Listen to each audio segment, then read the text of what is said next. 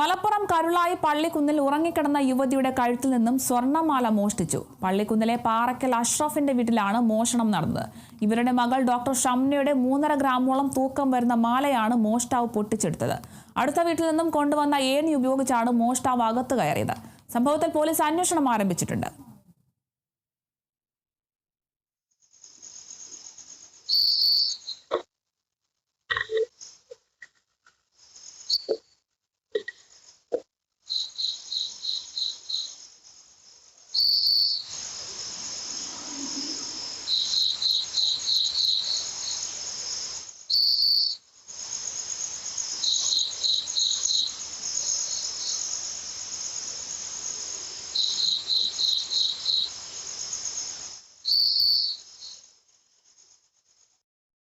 ഒരു 3 മണിയൊക്കെ ആയിട്ടുണ്ടാവും. ഞാൻ കിടക്കായിരുന്നു. പുതപ്പ് മാറ്റുന്നൊരു ഫീൽ ഉണ്ടായിരുന്നു. അപ്പോൾ ഞാൻ കുട്ടികളെ എണീക്കുകയാണെന്ന് വിചാരിച്ചു.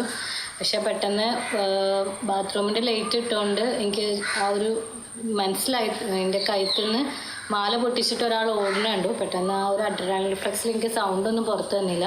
ഞാൻ പുറത്തേക്ക് ഇറങ്ങി വീട്ടുകാരെ വിളിച്ച സമയത്താണ് ആൾ ബാക്ക് ഡോർ ഓപ്പൺ ആക്കി വെച്ചിരുന്നു. അതിലൂടെ ഒറ്റ പോകുന്നത് ഞാൻ കണ്ടു. അപ്പോൾ ഈ ആളെ വിളിച്ച് പിന്നെ ക്യാമറ ചെക്ക് ചെയ്തപ്പോൾ ഞങ്ങൾക്ക് കള്ളൻ കയറിയിട്ടുണ്ട് എന്നുള്ളത് മനസ്സിലായി. ഷെൽഫും കാര്യങ്ങളൊക്കെ ഓപ്പൺ ആക്കിയിട്ടുണ്ട്. വേറെ ഒന്നും കിട്ടിയിട്ടില്ല.